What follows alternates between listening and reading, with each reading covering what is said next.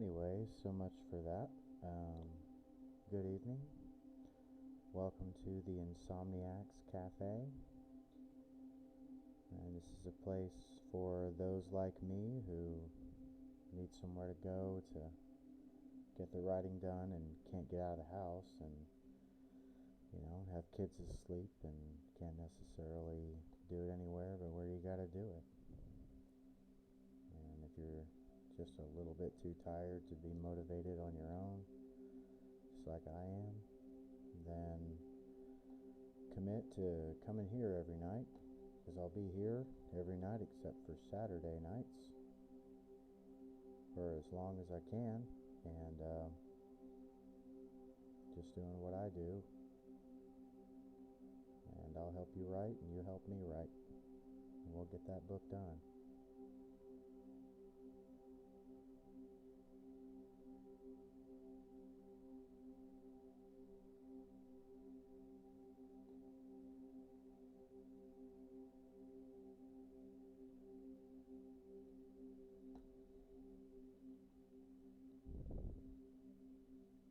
So yeah, I am pretty tired.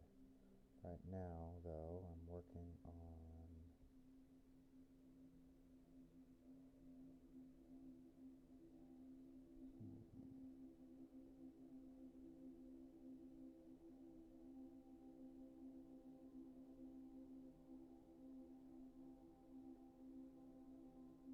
on chapter 7 of my book.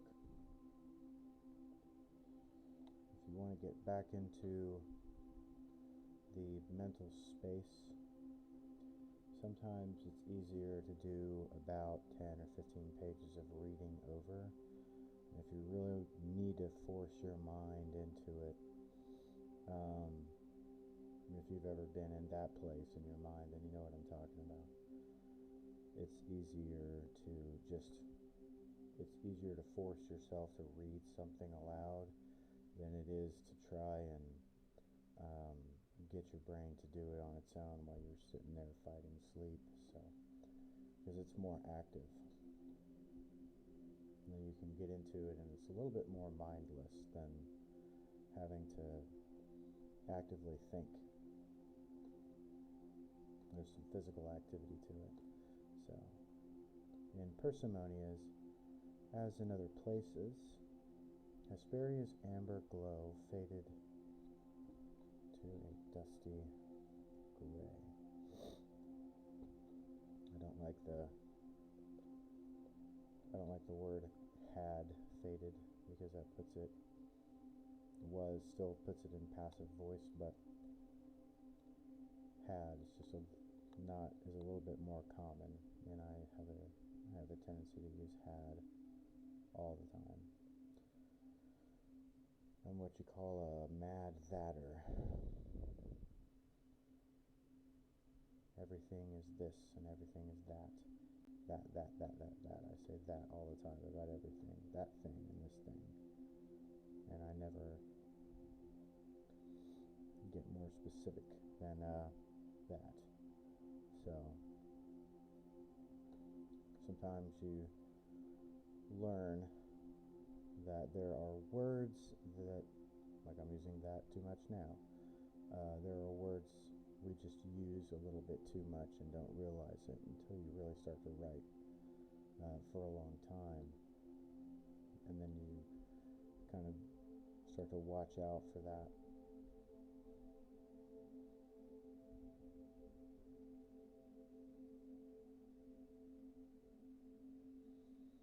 So I've made a note to myself, I need a better description than Hesperia's amber glow was faded to a dusty gray, unkempt and resigned to despair and loss. I need a better description than that. Okay. How do I get to a better description? This is the creative work where this is where it gets really hard, because you can't just describe just to be describing. unless you're Ken Follett. Everything has to have a purpose, and the more of that purpose you are able to work into things that you're describing, the more you're helping the reader understand the world rather than just see it. So that makes it for strong, compelling writing. When you need to be descriptive, when you need to be concise, you need to do just that, be concise. Either way, if you are just arbitrarily descriptive, then that doesn't help the writer or the reader, sorry. So that definition of description would probably help the struggling writer figure out what it is, that nagging feeling that they have that their description isn't quite hitting it. That's probably the instinctive feeling that you're getting. That your writing is, your description of whatever it is that you're describing needs to have more to do with that, what's actually going on in the world.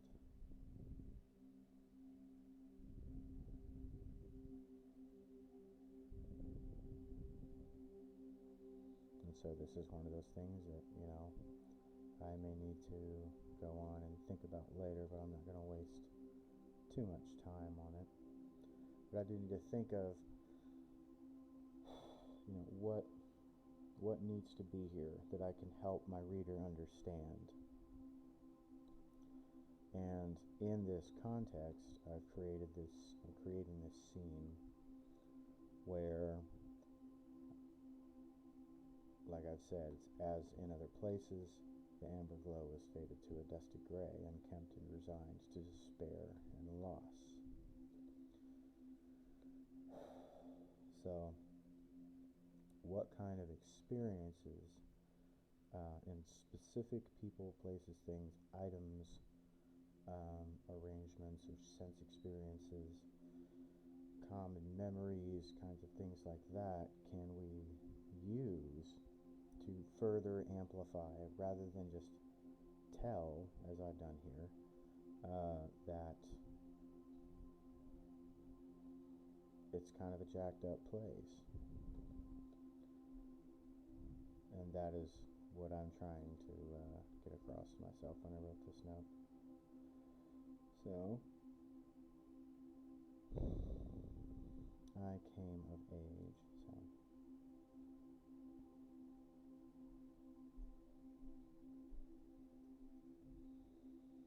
it's harder to do when you're on camera. You can kind of fool around a little bit and just kind of think about anything and do anything with your time whenever you're trying to come up with an idea, all, off on a walk somewhere and there's nobody watching you.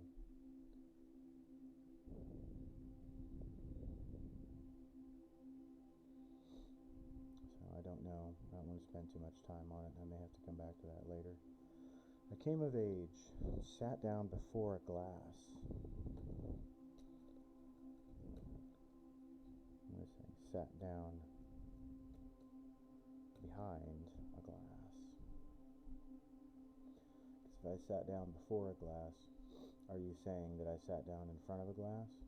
Or did I sit down before the glass did?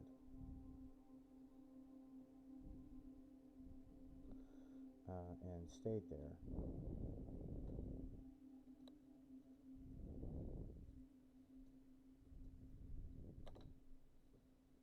Far longer than anyone.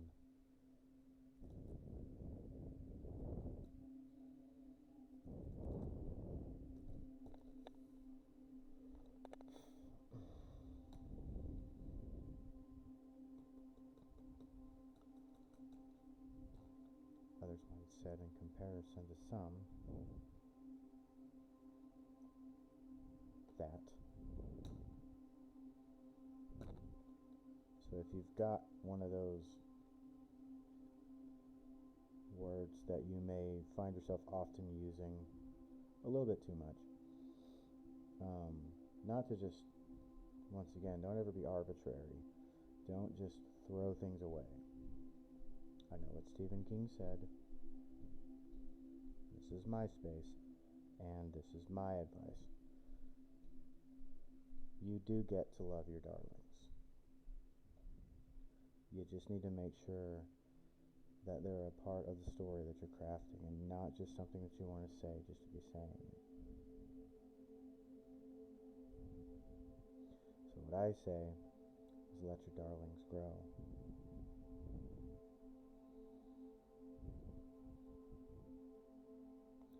So I came of age, sat down behind the glass, and stayed there far longer than anyone would admit if they had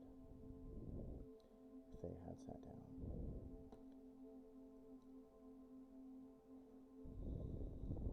Let's say if it were them.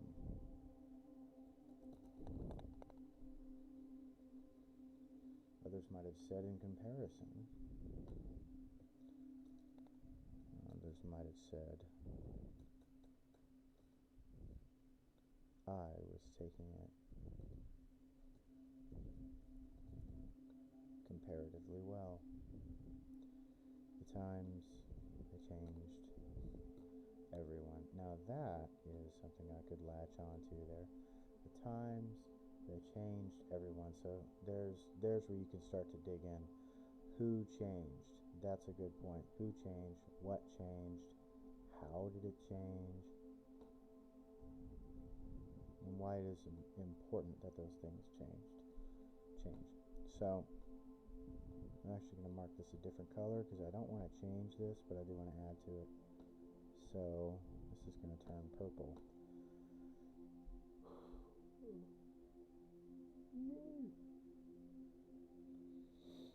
And I am going to come back to this later because as I'm going through the book, I am going to be looking for the things. I might come back here and say, this is what changed.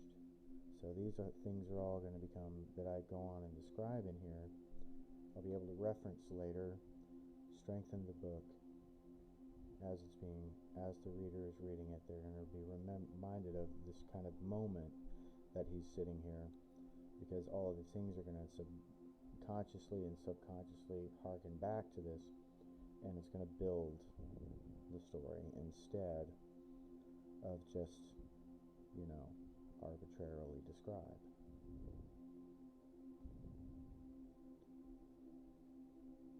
I wouldn't say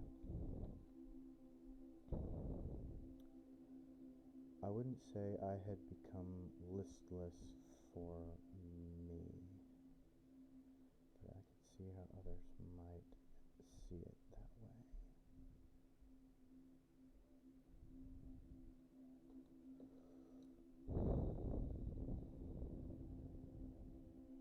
Not sure what I was trying to say in there for me.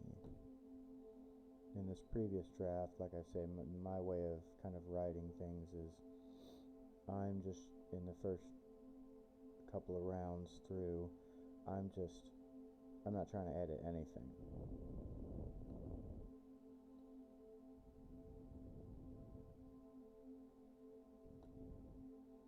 So then when I come back through, sometimes I get in this place where I'm trying to figure out what in the world did I even write there.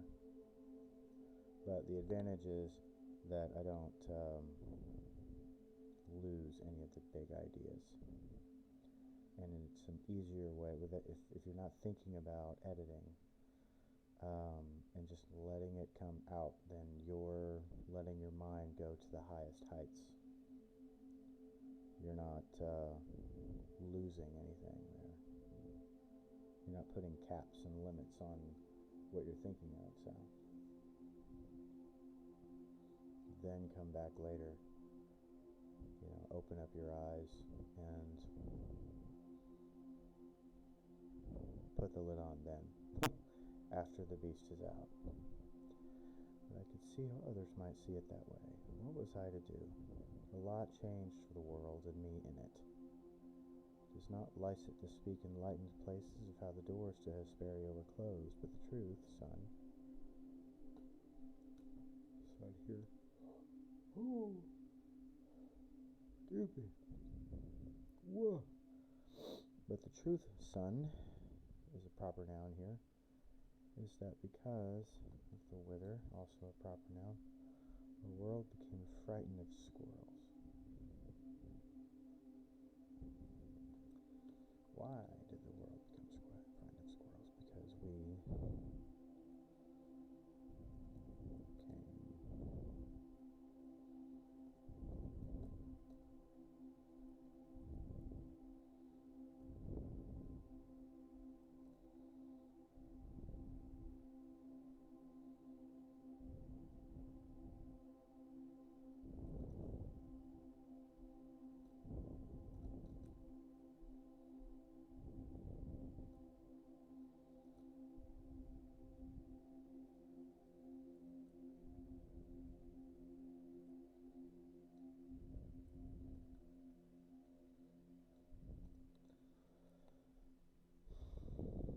we became half bald, scratchy, and covered with boils.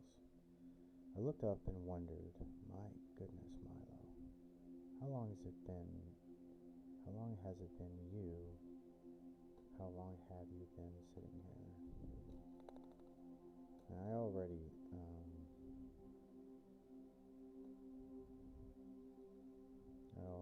said something about this. Don't know how long I've been there. Our disease, we were seen in Syria, as merely as the rat said it was the world that's cut us off. We keep our doors closed now only out of pride and act as if it was our intention all along.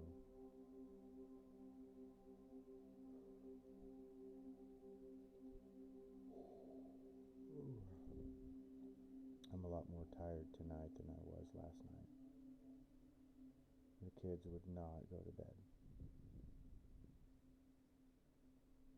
We keep our doors closed now only out of pride. And act as if it was our intention all along.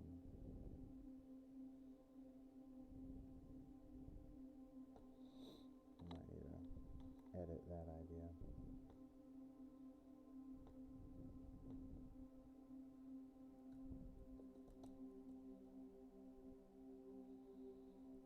Some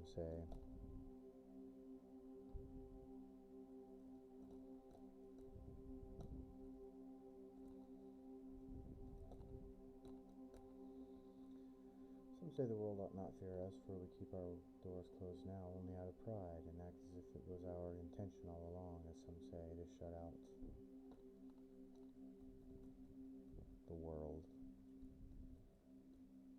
I don't like repeating myself, so shut out every one.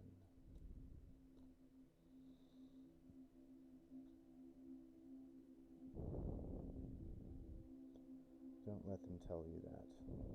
I don't want to say without saying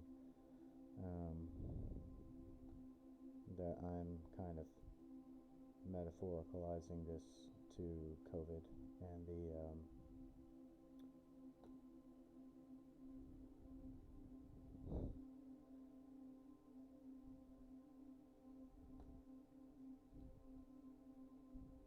those certain individuals who accuse the whole world of fear-mongering a disease when actually it was them mongering fear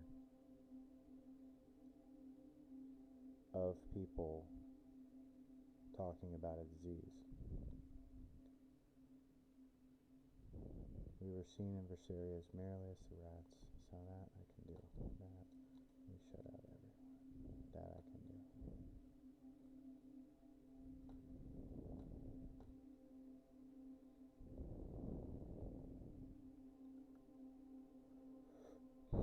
Don't let them tell you that. They just want others to forget about the true impact of the dark acts recorded here that I put in full open. Why not? Start the chapter with signs of the disappearances. As he's note to myself, as he's reading them, one or two he recognized. Who are they? He couldn't remember the last time he'd seen them himself. Like I said, when I if you want to if you want to remain in the very, very general, and you're just trying to get the big ideas down, it's really helpful to write in third person omniscient. It's easy to stay out of detail, and that kind of helps when I'm doing my first drafts. I don't try to write in tenses or a specific tense, other than I just keep with every book I keep everything in the first draft in third person omniscient. And until I start to figure out like what kind of book is this, or Guess the Rod, my second book,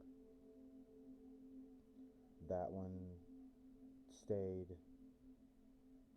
in third person omniscient. The third book, the narrator was the daughter, and so she is telling. Actually, no, sorry. The narrator was the love interest, and you don't find that out towards the end. But in the first book, it slowly dawned on me that the narrator was Mabby himself.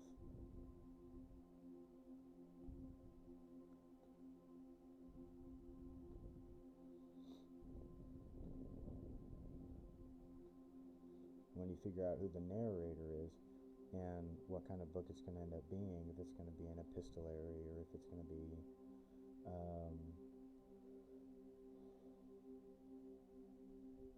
whatever kind of book it's going to be, then that's, once you've figured that out and who the narrator is, then that's when it's a good idea to decide if it's going to be third person or first person or whatever. And from that point on, where you're telling the story, you're the prose of the story is meant to develop the voice of the narrator. Not necessarily, because the narrator is the one the character, the reader trusts and is giving their trust over to. So if you're developing the voice of the narrator through the prose and focusing on that rather than just arbitrary description, then you're going to keep the reader reading. One really good example of it is Lemony Snicket. He's always going back to the voice of the narrator is one that is just absolutely melancholy, and he feels just absolutely terrible about having to tell this awful story. And it's this kind of really dark irony that it always comes back to. So develop the voice of the narrator, and that's another avenue to figuring out. Once you have that, then that's a good sign that you're on the right track with your prose. So here is going to be some illustrations, some lost Have You Seen Me posters, kind of like milk carton pictures of people that have gone missing. That's what I'm talking about. And this is my notes myself about my disappearances. So he'd seen them himself and realized, as usual, he'd probably be less helpful. He lingered a moment longer than most and turned back to his glass, but the words hung in his mind. Okay. Signed, Edward H. Mungus. P.S. Find my baby. Someone find her, please. Bring her to me, please. Find her.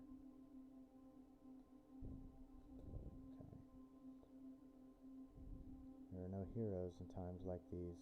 Plenty of villains, though. Literal signs, mutterings, bag-eyed patrons at the bar.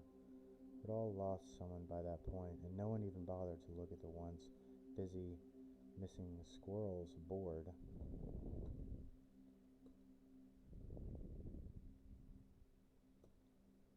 Hung hung behind where the mangled barkeep once lamented that squirrelets used to dance on tables.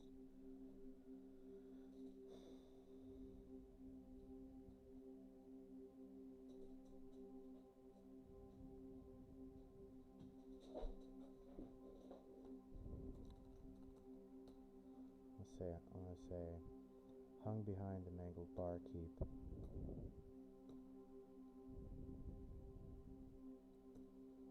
He once lamented that squirrelets used to dance on tables until they were so lost in their glasses they wandered there by accident, or to post something of their own once more. All was quiet and parsimonious those days, aside from the wind in the shutters and the squeak of old rags on mugs. Wind rang through the walls.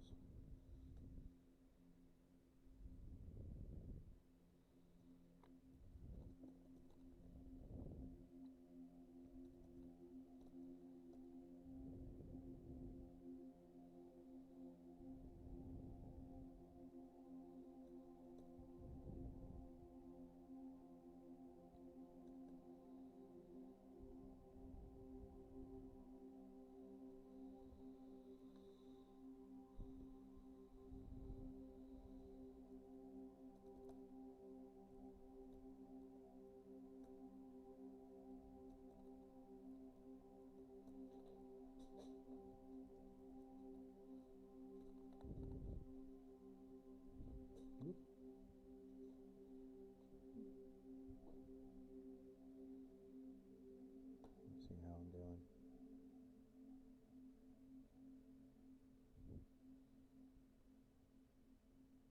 Is that better?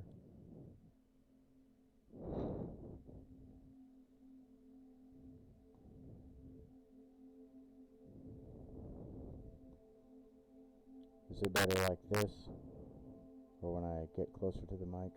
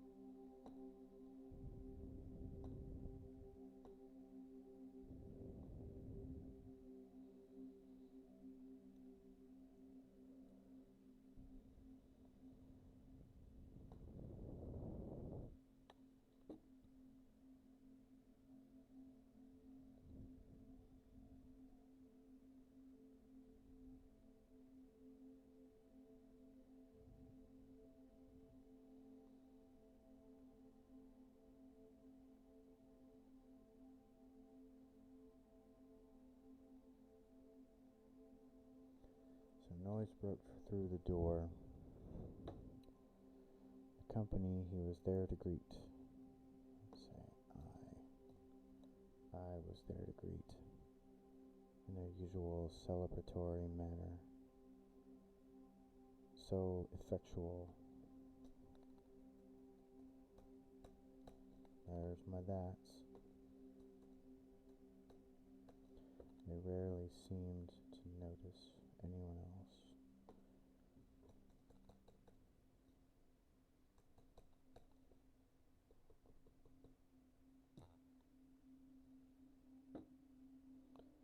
So effectual, they rarely noticed anyone else moving before their appearance.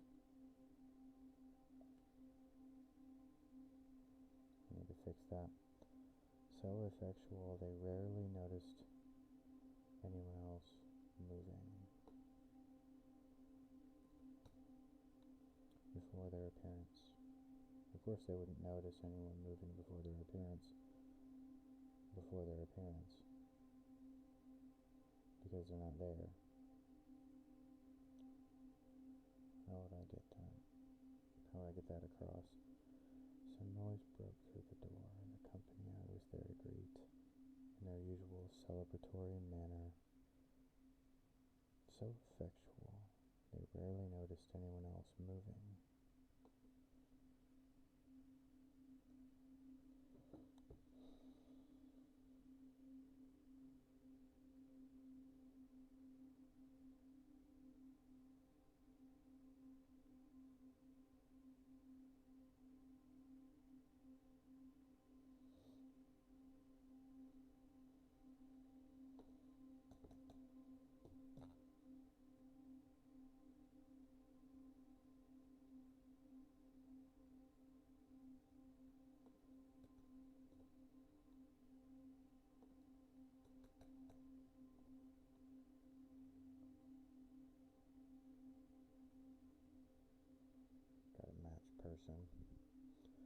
course, it was my old friends Marcel and Heron.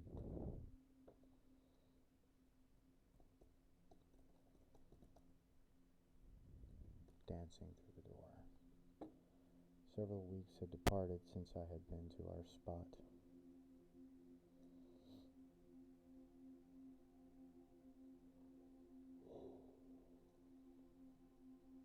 And then I've got, in my own opinion, the cheesiest part of the whole book. I couldn't think of what to do, so I remade We Are the Champions by Queen into We Are the Survivors. We are the survivors. No time. I really hate the song. Not Queen, but this. It's awful. But I don't know what else to do. And it's stupid, so I know somebody at least will laugh about it. I want to change it though.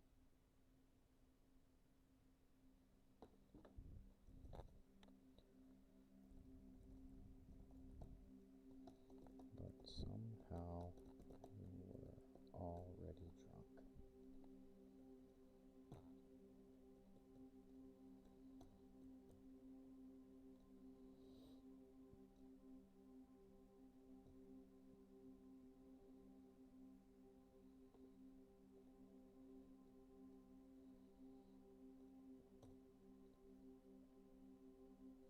They had just arrived, but somehow the two were already drunk.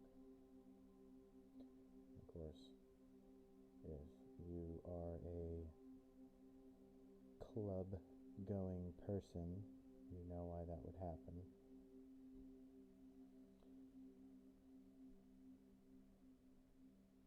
Because some people drink so much that they have to, what's the word?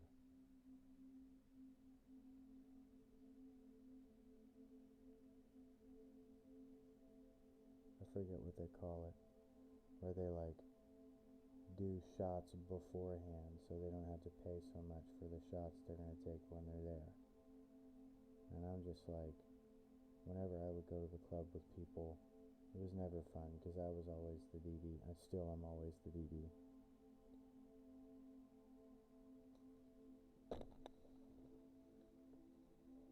As the eternal DD, I will tell you, can confirm, putting the stamp on it, can confirm there's nothing fun about drinking. It is a myth.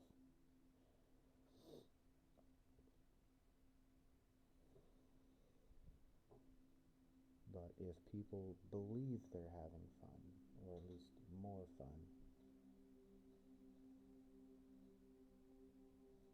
you can get people to spend all their money on alcohol.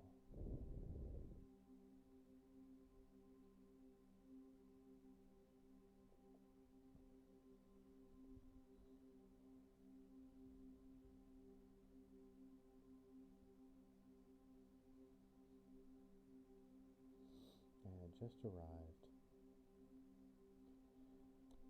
They had just arrived. They had just arrived. They arrived. Were already sopping drunk. It's one of the things you can look out for is if you find yourself using certain words. They call them sticky words, I think.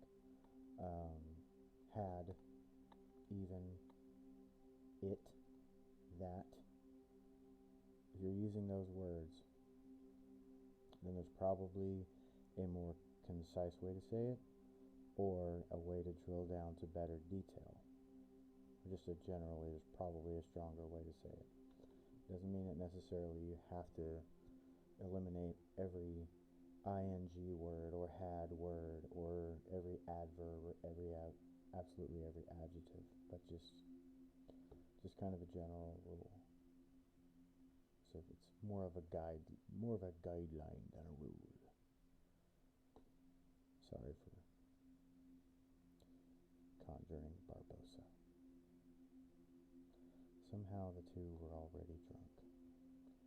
They were already sopping drunk.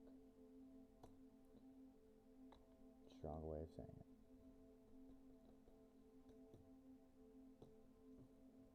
The light was still strong coming in.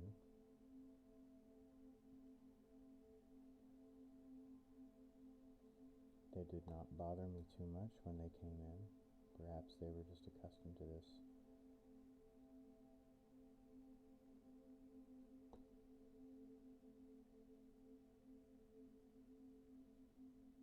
Not sure what I was trying to say here.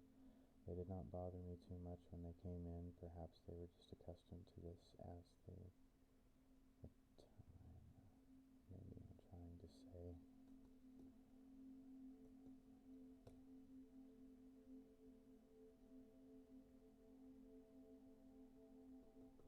Accustomed to the times. Yeah. Yeah. Accustomed to the times.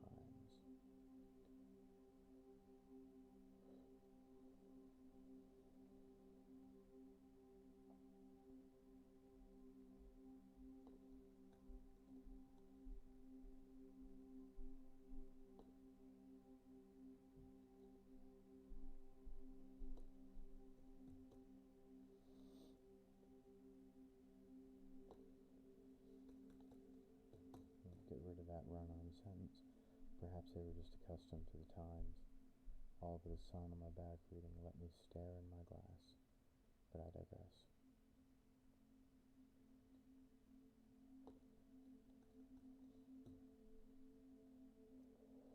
The keep rushed over and did his business with them.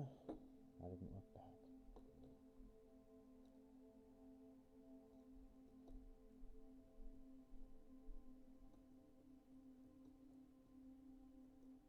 So I didn't turn around.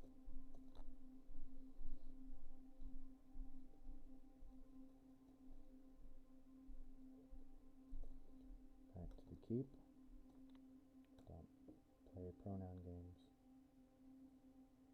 If you refer to somebody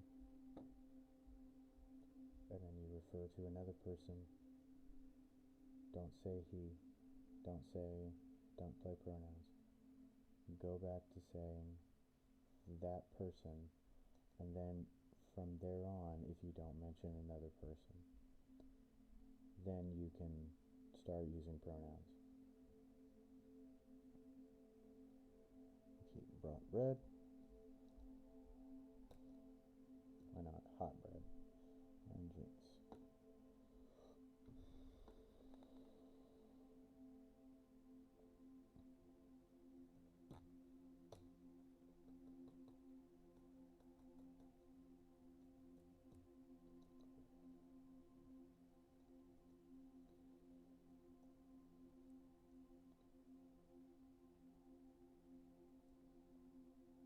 When he came back around, he came back by me. I held up a finger. If I keep it when he came back around, because I was just talking about that other person or that other location, then the reader could technically possibly get confused as to thinking maybe he's talking about the barkeep coming back around to where I was, and now is that still the same place, and the reader could get confused. So in those ways, it is better to be clear. Don't try and embellish when you're being specific.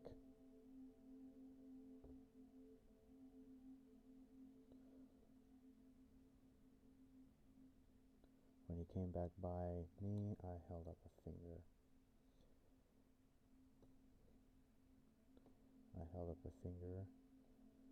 Don't need an Oxford comma there. I held up a finger and pretended not to notice him shake his head a moment. Get on with himself.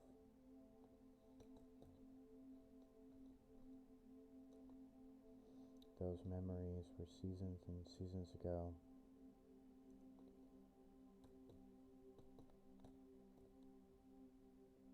It's been more than 2 years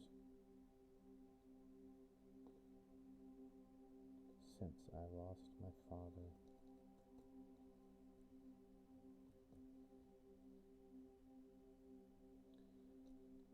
He had a mother. So this is what I'm talking about. I got so caught up in developing his motivations that I never took the time to develop his relationship with his mother. And he lost his mother too, and that's devastating as well.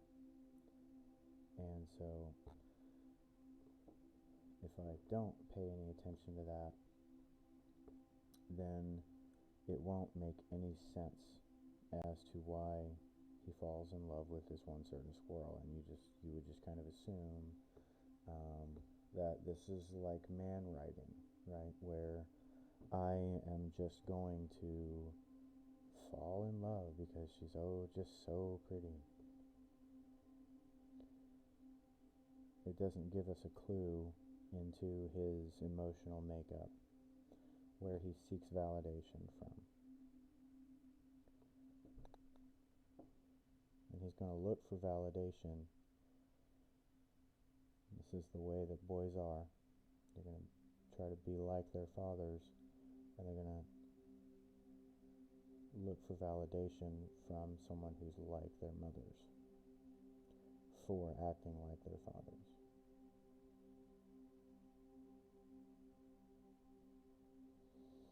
And if you can elucidate on the relationship with the parents, it sets everything up for their motivations with everything else that can happen. But these are the things that you can't really sort out. You can end up writing yourself into a corner if you try and write the book chapter by chapter and think that you're going to have that sorted out, and you're going to end up having to go back and change things. So it's best just do what I do when I feel like I need more information. I need to know where this is going, and then I will go back and do that later. So leave it in red. Come back to it later.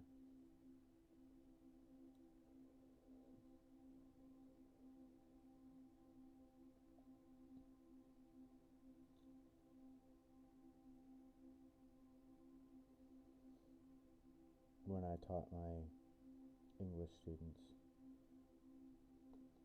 I was teaching persuasive writing. The one thing I would often tell them is, the truth is, you don't try to write the beginning first.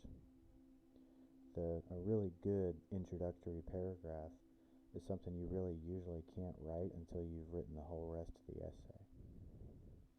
And the introduction to a book is the same way too. And that's how writer's block happens. So that's why you want to start from a high level, bird's eye view. Because if you start trying to just write a book out, word for word, chapter by chapter, that's why some people get stuck and they never get it done, because then they just get lost. Because you actually need to give yourself more information. If you ever seen that movie Redbud with Chevy Chase, that's what happens. He wants to start a book, and he has this really cliche title. He starts called The Big Heist.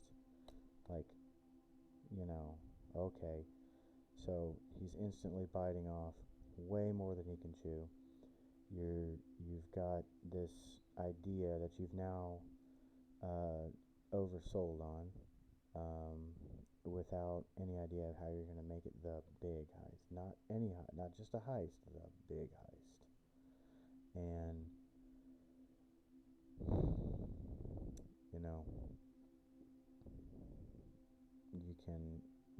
really set up some big expectations, and you'll instantly overwhelm yourself rather than just using the mechanics of the story and the mechanics of craft to give yourself more information as you go, and to write the story and let it grow out of itself naturally. If you've got it all,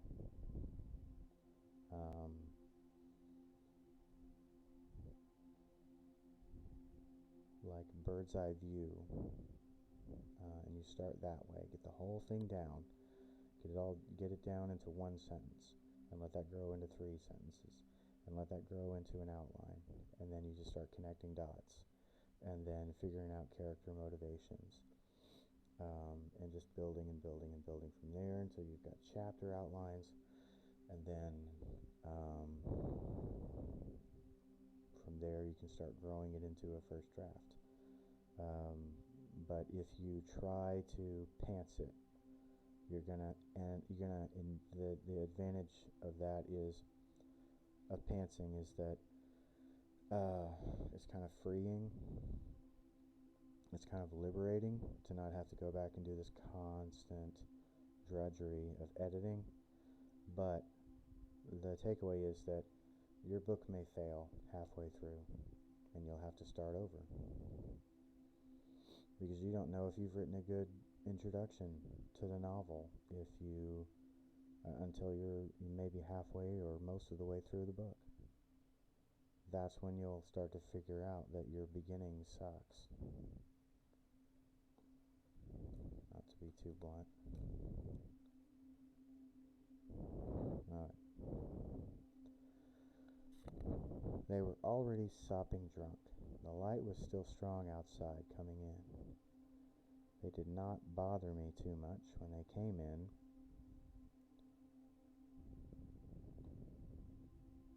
Perhaps they were just accustomed to the times, all but a sign on my back reading, "Let me stare in my glass." I digress.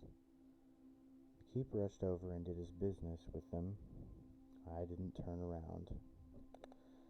The keep brought hot bread and almond bitters to start. When he came back by me, I held up a finger and pretended not to notice him, to shake his head a moment and go on with himself. Those memories were seasons and seasons ago. It's been more than 2 years since I lost my parents. That's get rid of that run-on sentence. In squirrel time, that's long enough.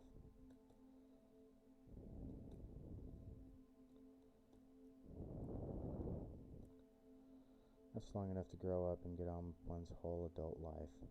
I think back to when the Gazette was abuzz with headlines. Wither takes hold. That's a headline, so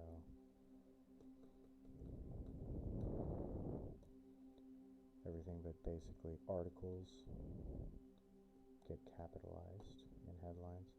The cries still run in the streets, and any remaining print of those foreboding pages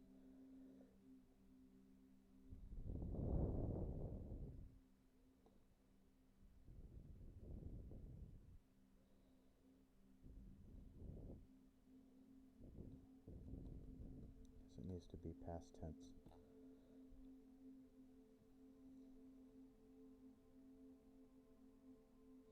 And any remaining print of those foreboding pages rested bitterly in a forgotten dark, along with the memory of a time before.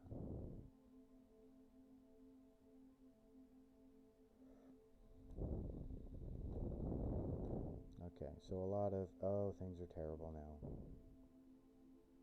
We get it. Really need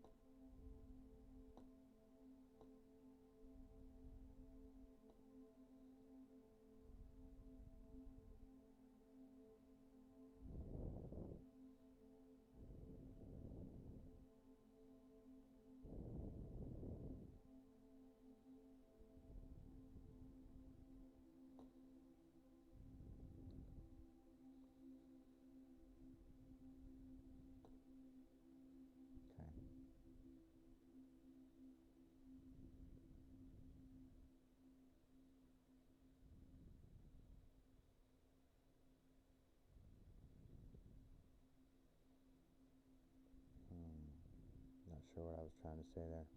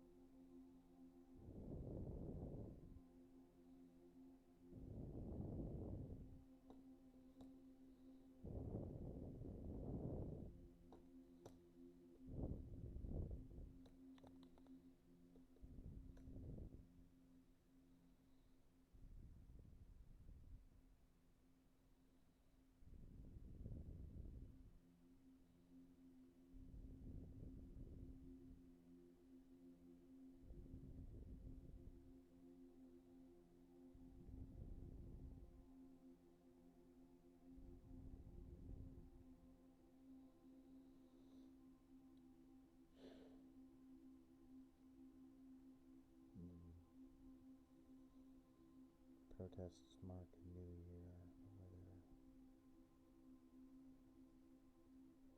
I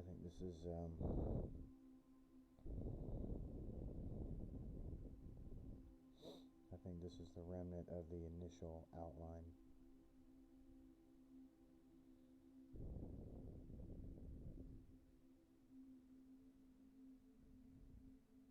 So all of this, if I remember correctly, all of this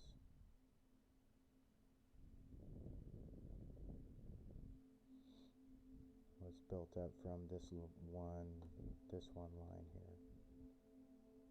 And I just went in and just needed to describe the new scene and the new way of things in this new part of the book.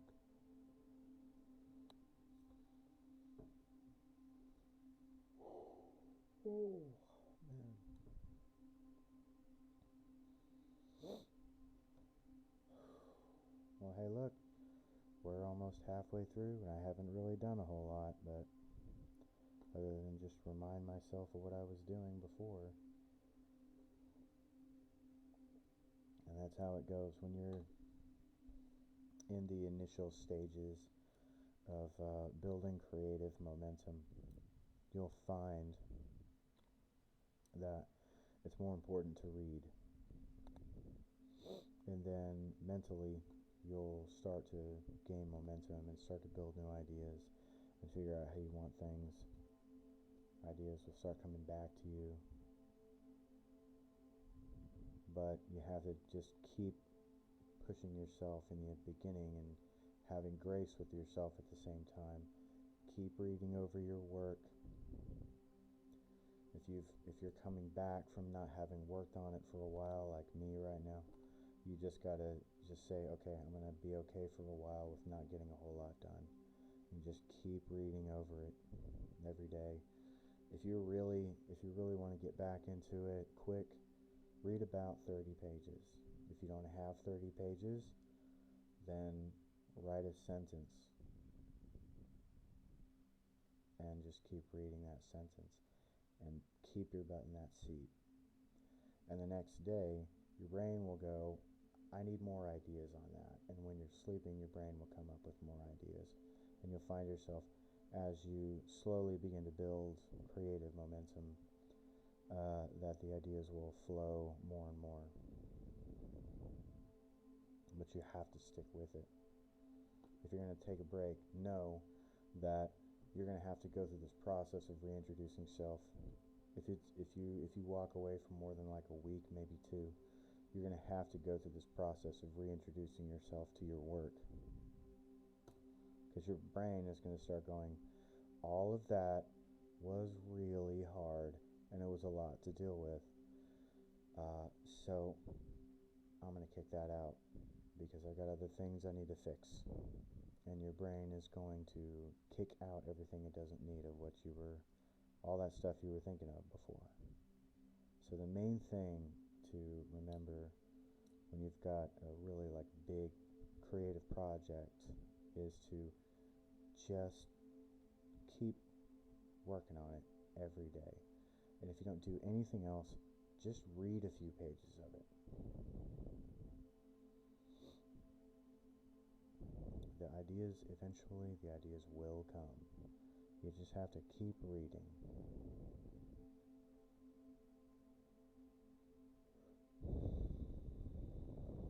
Protest mark. The new year. Catching up to several years later, the weather has devastated.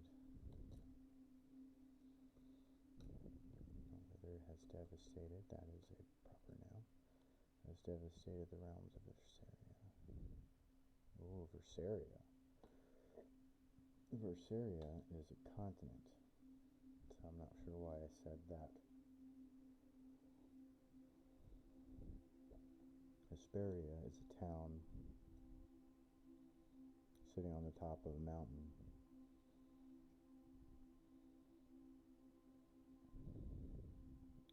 Along the eastern seaboard of the continent of Versaria.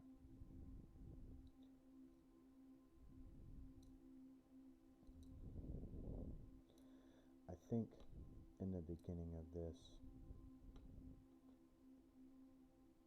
I wanted this to be like a widespread apocalyptic pandemic, but I think I settled later on that idea kind of faded away. So I'm gonna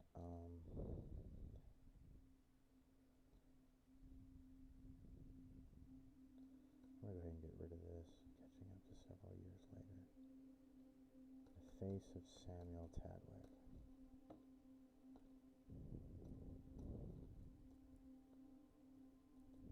And yet another poster.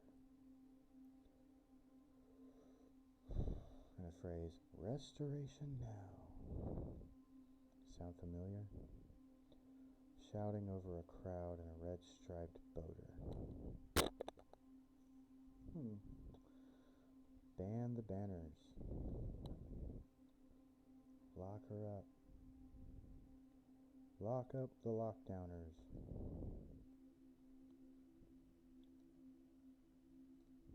Many shaking their heads in anger and grief.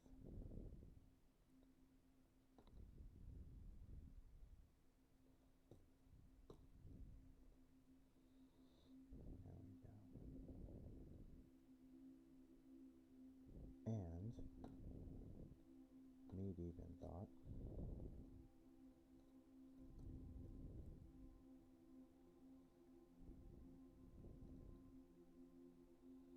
the songs we sing in our youth, they go neglected, become forgotten because we chase after less pretty, more adult things, and then one day they return to our minds in a new form. The songs we tell ourselves we've written in high and favored times we all once know, just to forget the sting in our gut.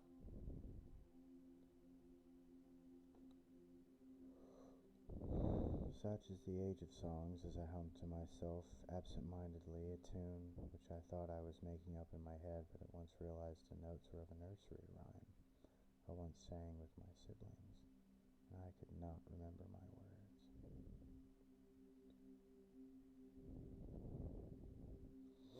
Okay. I get it. So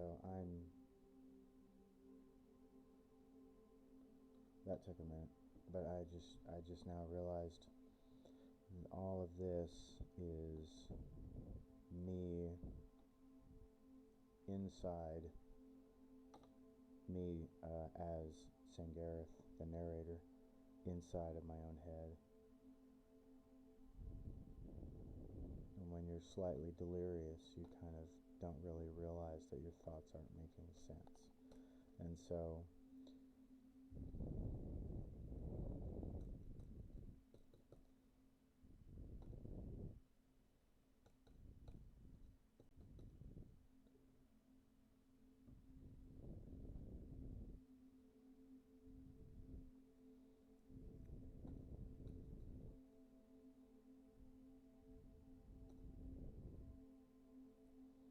thoughts were brought present by a bat hitting me on the head, and to the eruption of laughter.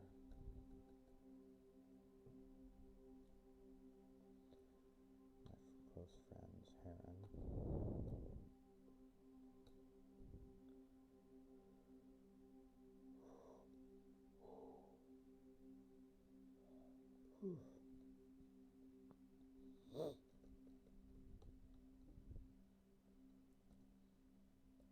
sorry for all the yawning.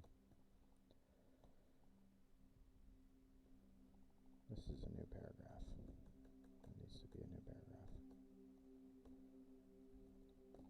Heron Tadwick bore no uncertain resemblance to that figure in the poster holding paws in a ring about a mountain with the light shining above it, whom I remembered being scolded by not long ago, hearing everyone praise him, but thinking I only stood under the hail of an evil bastard.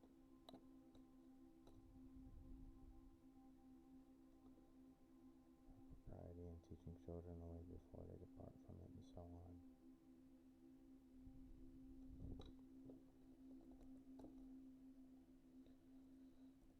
I'll say memories clutched me as I clutched his shoulder, settling down into a seat next to him.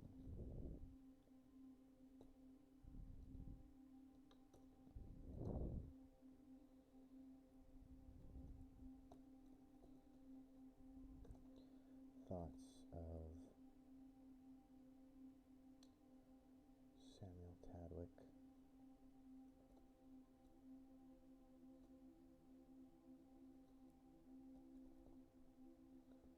reprimanding my own parents about propriety, teaching children the way before they depart from it.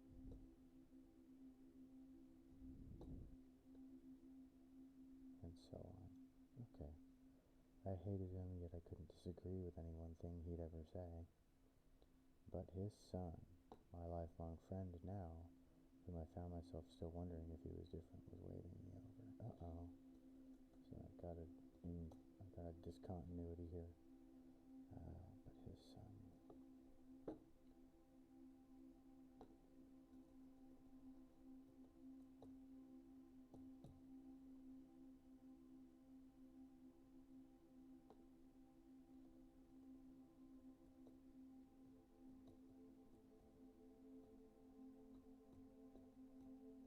Allude to the youth, merry-go-round,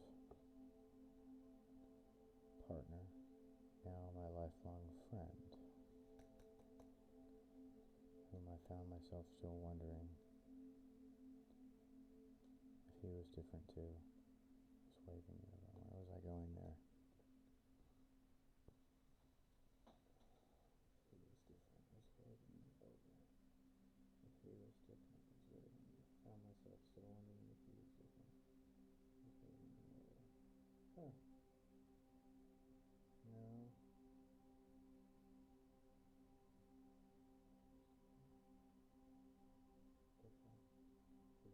Different from his father.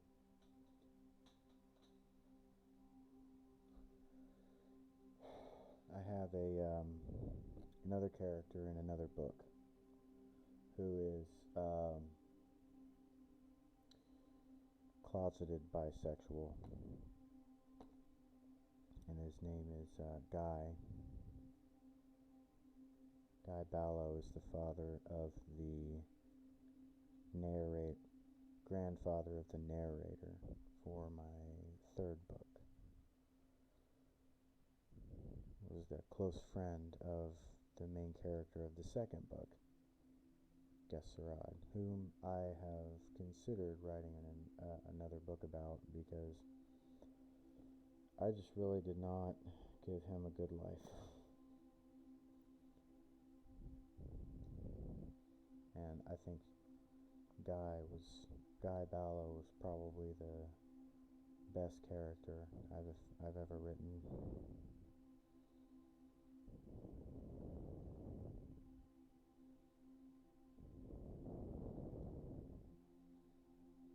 I've killed a few people. I've killed a few squirrels in my books. I've killed not a few squirrels in my books.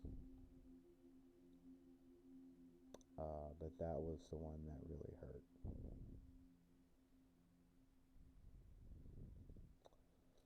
Different from his father. Or was he like me?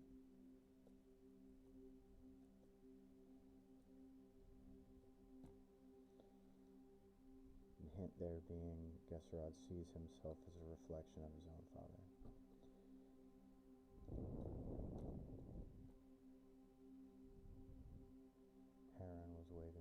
Heron was no longer waving me over.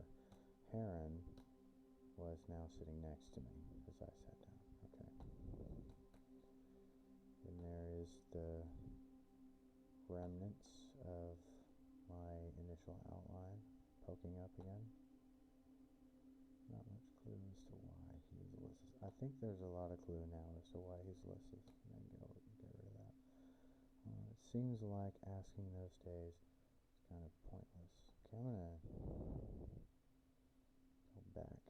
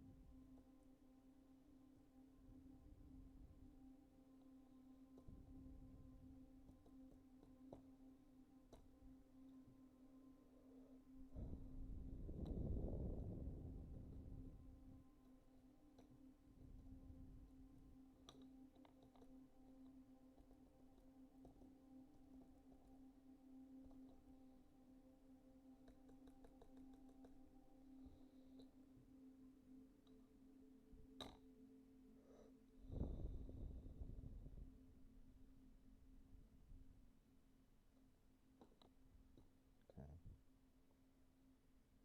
As I accept text and color it black, it does help when I go back and I see, okay, this is what I've accepted, this is what I've got, this is what's working, this is what's not working. And as the space slowly fills up with black text, it is also a reminder of, hey, like, this is how far I've gotten now. And the number of problems that I have slowly diminishes, but you just have to keep on scratching. You just have to keep scratching. That's the only way through. Okay. Although it seems like asking those days were kind of pointless. The three friends are at a bar, fairly bare customers. This is my old outline poking through again. Parsimony is on Almonddale. Okay. I sat at Almonddale Street. Then I can go back. Parsimony is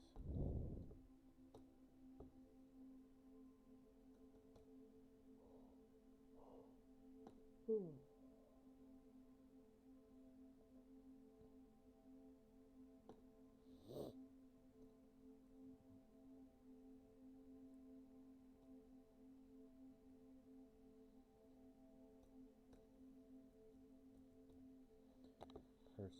on Almondale Street,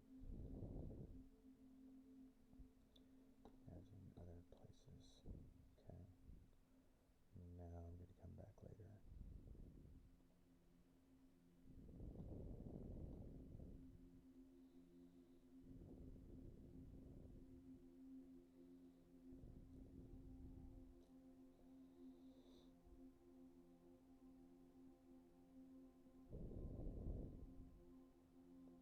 Yeah, okay.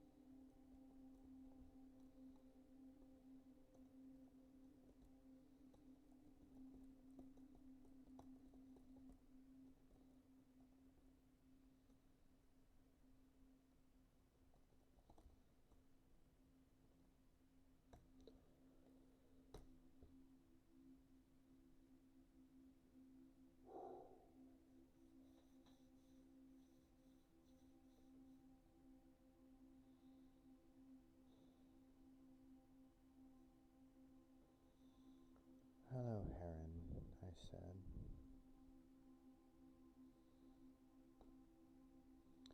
I wonder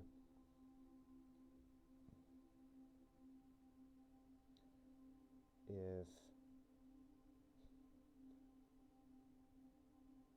I should go with the direction I was in. The reason why his name is Heron Tadwick. And this is something that I had in my mind as I was writing book 2. This is 2 books ago. Heron, Marsev is Marsevelu, the shortened nickname version of that. And to give a clue of the philosophy to which I am alluding, Heron Tadwick's nickname was Herr Tadwick.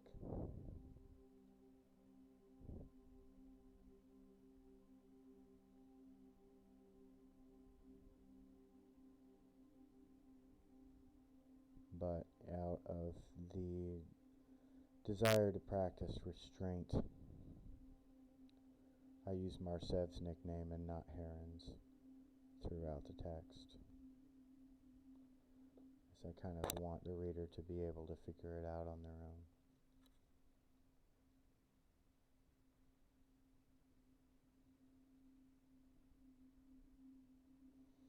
But sometimes you just have to slap the reader in the face and yell at them.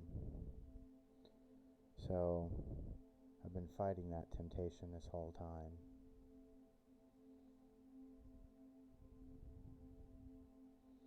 I might keep fighting it. Hello, Heron, I said, knowing what he was about to say next. I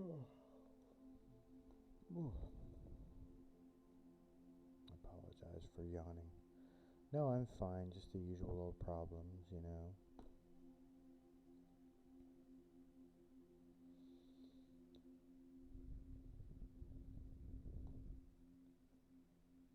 So,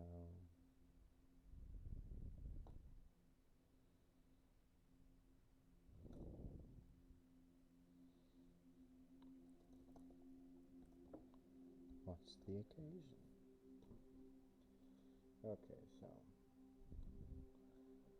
celebrating the inheritance of the farm. Obviously, is struggling to be in the celebrating mood. He is questioning his purpose. The two comforting him. Heron and Marsev is in tow. Literally making a sound, perhaps for being drunk. Oh wait, hold on.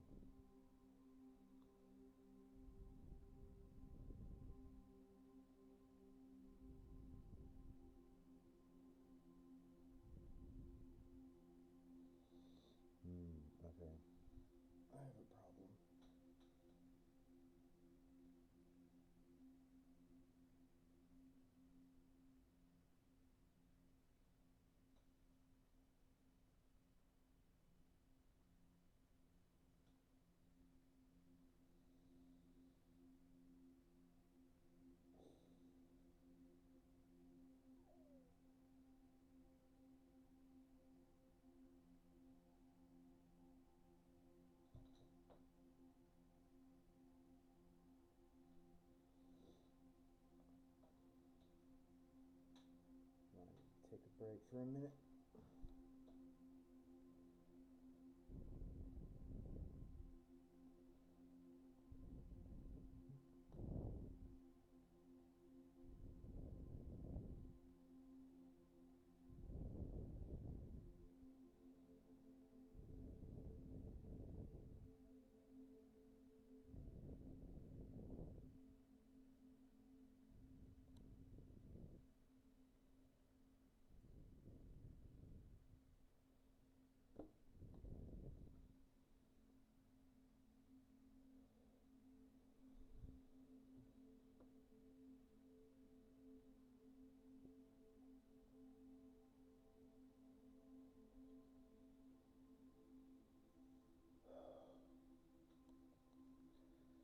If you don't know what to do, you just keep reading.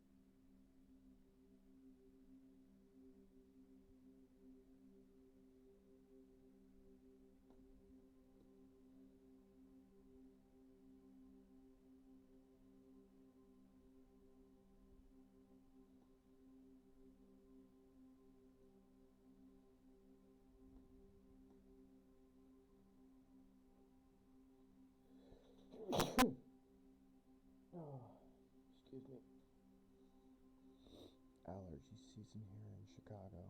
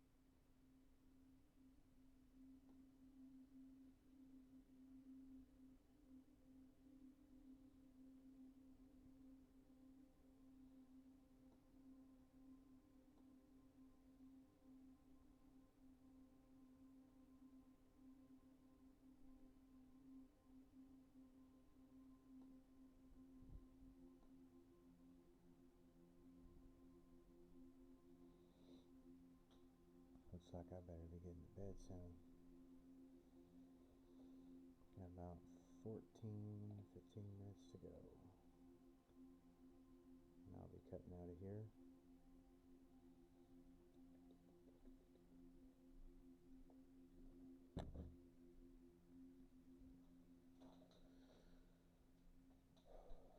When it's early on in the process of getting back into a writing project, getting your mind settled in.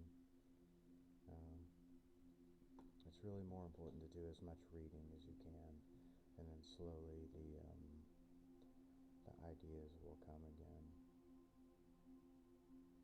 And I've had to put writing projects aside many times. You always have to come back and just kind of let your mind work its way back in, and the way that you do that is just to keep reading back over what you were doing. When you can, read aloud. I'm just not doing it now because I was kind of in the zone there.